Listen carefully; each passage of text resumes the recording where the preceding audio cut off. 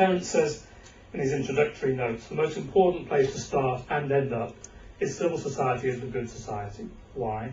Because that keeps our eyes on the prize, as I put it in the book, the goals of social justice and deep democracy and poverty reduction that require, as I said, coordinated action across different sets of institutions. But that vision of the good society says nothing at all about how we're going to achieve those goals, whatever they are.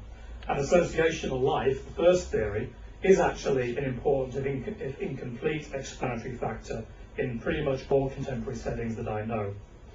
So those structural definitions of civil society, the first approach I described, are very useful in emphasizing the gaps and the weaknesses and the disconnects of associational life that need to be fixed if voluntary groups are going to be effective vehicles for larger level change. However, I also said that the differences and particularities of real associational life always generate competing views about the ends and means of the good society. They're anchored in religion, in politics, in ideology, race, gender, culture, and so on. We simply don't agree with each other, and we probably never will, about the answers to the big questions of life. So without our third set of theories, civil society is the public sphere, there will be no just and democratic way to reconcile those views and secure a political consensus about the best way forward. Finally, and this is the relationship going the other way, the achievements of the good society are what make possible the independence and level playing field that underpin a democratic associational life, by reducing inequality, for example, so that all citizens can participate fairly in civil society, or guaranteeing freedom of association anchored in the law. As we've discussed this morning, there's a reciprocal relationship between civil society influence on governance and government influence on civil society. So let me please say a couple of minutes about each of those sides of the equation. In terms of civil society influence, I think the basic arguments are well known, and Terence again puts them concisely in his note. Briefly, a dense network of voluntary associations and a healthy public sphere do help to promote transparency, accountability, public pressure, and the broad diffusion of power that are essential to democracy.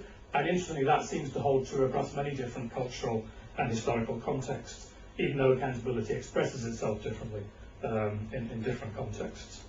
Voluntary associations in the public sphere provide additional routes to citizen participation in politics.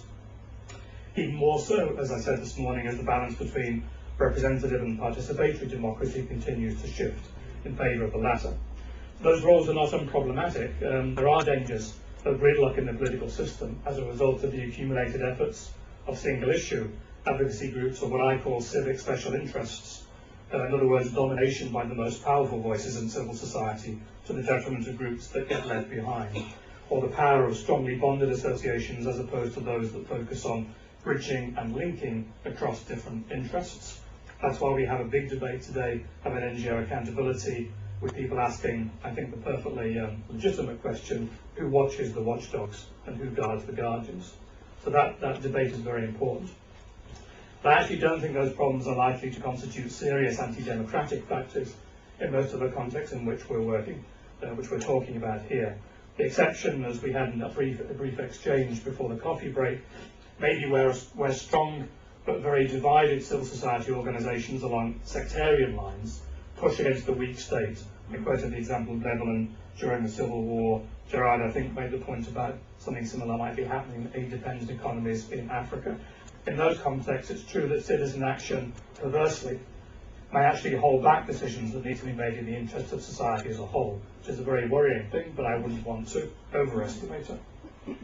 The structure of civil society is also linked in important ways to the health and functioning of what I would call political society, which we haven't talked about, meaning formal political institutions like parties and similar bodies.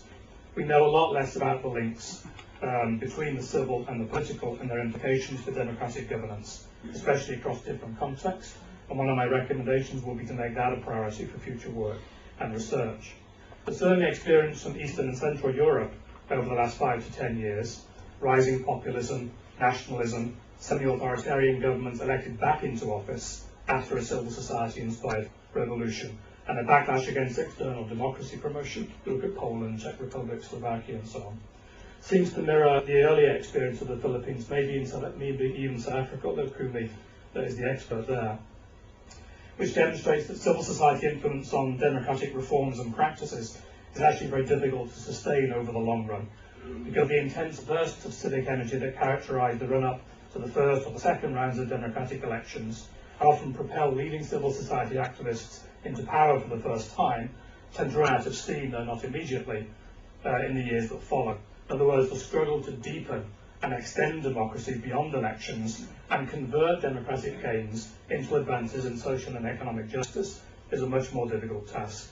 And it constitutes what I would call the unfinished agenda of democracy in countries like the United States, and I suspect New Zealand also. So, turning to the other face of that coin, what's the influence of government on civil society and the health of the public sphere? There are some obvious but very important effects that stem from the nature of the enabling or the disabling environment for citizen action. In other words, regulatory and fiscal policy, devolution and the extent of decentralisation, the openness of the state to voluntary compacts or self-governance mechanisms, as opposed to more invasive regulations of the kind that sadly are becoming increasingly commonplace since the events of 9/11. US government regulations on anti-terrorist financing are already having measurable knock-on effects on support for civil society groups in the developing world. Though I personally think that worries about terrorism are really a convenient disguise for governments who have a more basic tendency to control citizen action. A dynamic civil society sounds like a great idea until you actually have one. At least if you're in government. I'm not being unfair to those who are working in government. But my observation is that everyone wants a really active civil society until you get one. And then the problems start to become manifest. Well, we didn't mean that. We can't cope with that. You have to organise. Just and give us one view. You know what I'm talking about. So donor agencies can obviously support a more positive environment in the way that I'm talking about, but step back from pushing standard templates. I think there's some experience which David is well qualified to talk about, where people have tried to push standard models of an enabling environment which have backfired. We shouldn't, though, think of the enabling environment just in terms of political rights. It tends to be a debate about political rights at the moment, because when you think about it, government policies that promote citizen participation by increasing social and economic security also have a major influence on civil society, because they enable people, especially poorer people, to spend more time in voluntary action rather than having to survive, which is difficult enough. So action on minimum wages, on jobs, on welfare protection, all sorts of things in the material sense are vital to promote an active civil society, something that is often forgotten actually in the debate. And governments also have a hugely important role in protecting the public sphere by guaranteeing freedom of expression, freedom of information, regulating media consolidation in favour of public and community radio and newspapers, supporting public conversation and deliberative modes of politics, a whole series of things where government can play a useful role in encouraging the health of public spheres.